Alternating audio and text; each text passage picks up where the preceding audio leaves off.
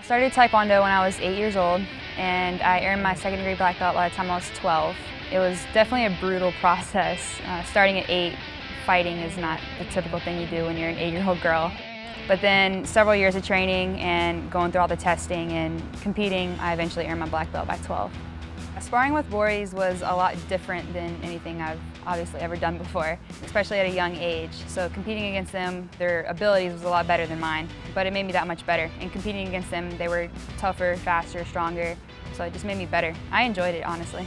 When they thought of fighting a girl, or even when I sparred against them, I got hurt several times because they would get angry if I was beating them or if I was doing well against them. I actually got punched one time right here, pretty bad. My eyes swelled up because a boy was upset that I was beating him. But yeah, it got intense at times.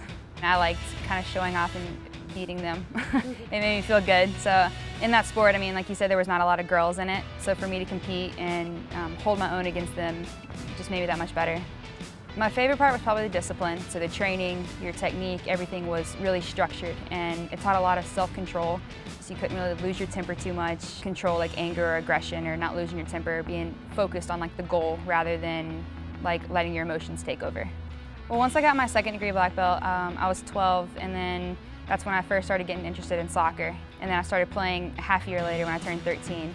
And I think I was just, at that point, kind of done with Taekwondo. I knew I had reached my goal of getting my black belt, competing in several world championships, Junior Olympics, and I kind of reached, I guess, that platform of wanting to jump into something else, or something I could have a future in, of collegiate sports, and Taekwondo for girls wasn't the biggest in that. Soccer really caught my interest, and I jumped in and decided to play. The self-defense might come into play sometimes, whether you have someone on your back in soccer or kind of coming around you, or just like being physical with it.